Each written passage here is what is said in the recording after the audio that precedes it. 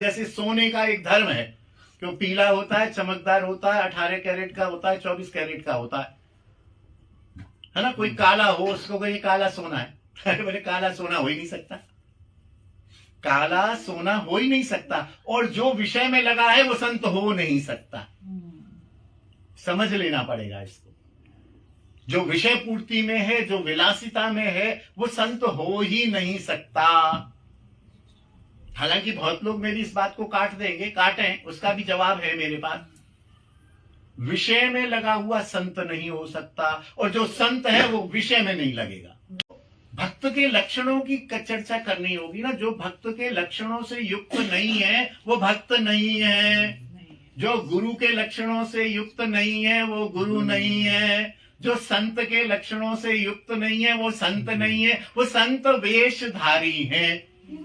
और वेश का हमें आदर ही करना है, उनके पीछे नहीं लगना है। समझ आ गई है। हाँ। कि जहाँ मैं आश्रित हो गया हूँ वो, हाँ। तो मतलब उसको आगे कुछ हो गया प्रेरणा की ये वो नहीं है जो, हाँ। संत में मान लिया, गुरु मान लिया, धारण भी कर लिया, गुरु नहीं है, नहीं है। हाँ। मेरा इससे होगा नहीं उद्धार होगा। हाँ। क्योंकि वो अपना भी नहीं कर पा रहा है। हाँ, हाँ। तो वो उसको फिर क्या करेगा? त्याग दे, बिल्कुल त्याग दे, उसका अपमान ना करे। नहीं तो वो दीक्षा में तो रहे ना उसकी। अब ये परिस्थिति के ऊपर निर्भर करता है, ठीक है, कि दीक्षा में रहना है कि नहीं रहना है, अथवा दीक्षा भी त्याग कर देनी है, क्योंकि वहां भी गुरु त्याग के भी दिए हुए शास्त्र में 4 या 5 हैं कि गुरु कब त्याग करना है। उसमें से कोई एक ही कारण बन गया तो गुरु त्यागो मत, उससे दूर हो जाओ। यदि 5 कारण बन गए तो गुरु को त्याग दो, दूसरा गुरु धारण कर लो, शास्त्र की आज्ञा है। यदि किसी प्रकार से हमारे अंतर्यामी भी तो गुरु रूप में कृष्णम वंदे जगत गुरुम, कृष्ण हमारे हृदय में अंतर्यामी रूप में भी तो बैठे हैं। उन्होंने ही हमें ध्यान दिलाया कि अरे तू गलत जगह फंस गया। तू कहाँ फंस गया? ये तो गुरु होने लायक नहीं है। उन्हीं अंतर्यामी ने हमें याद दिलाया, और हमने 4 जगह से जब पूछा तो हमारी बात सही निकली कि हाँ नहीं, ये गुरु होने लायक नहीं है।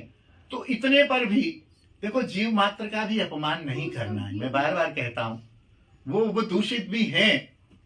हाँ, उसका गुरु परंपरा तो अगर वो गुरु त्याग करना ही कोई बड़ी बात नहीं होती। उसका गुरु परंपरा के अनुसार भी तो भजन कर सकता है। हाँ बिल्कुल। तो ये गुरु त्याग कर, देखो ये तो आप बीच में नहीं रही होगी, कल परसों ही बोला है कि जो गुरु बीच में एक कोई पतित हो गया तो हमारे परम गुरु, हमारे परमेष्ठी गुरु, हमारे परात्पर गुरु, और तो चलो कृष्ण वंदे जगत गुरु, वो हमारी सहायता करेंगे।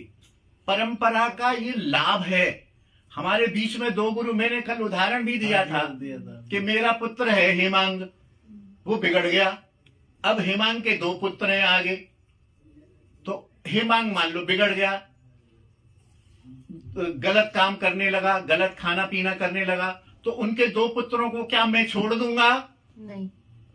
क्यों जी?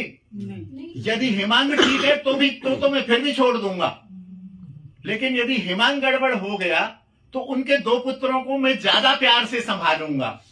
तो ऐसे ही हमारे गुरुजी यदि गड़बड़ हो गए तो हमारे परम गुरु, परात्पर गुरु, परमेष्ठी गुरु हमें संभालेंगे। परंपरा का यही दायित्व है। जो कहते हैं ना परंपरा इनकी टूटी हुई है, उठी हुई है, उनको अभी शास्त्र का ज्ञान नहीं।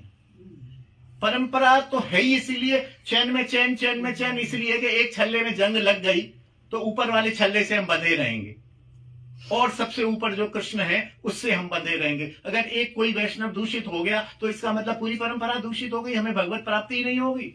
ये गलत सिद्धांत है। हमें ऊपर वाला हमें संभालेगा। जैसे मेरे पुत्र के बिगड़ने पर मैं अपने पौत्रों को संभालूंगा, मेरा बल्कि ज्यादा दायित्व बन गया।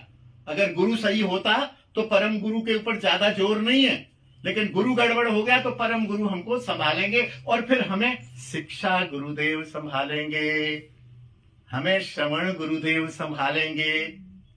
सहज में दीक्षा नहीं तोड़नी है हमें। अगर 5 के 5 उसमें दोष आ जाए तो दीक्षा बदलनी है।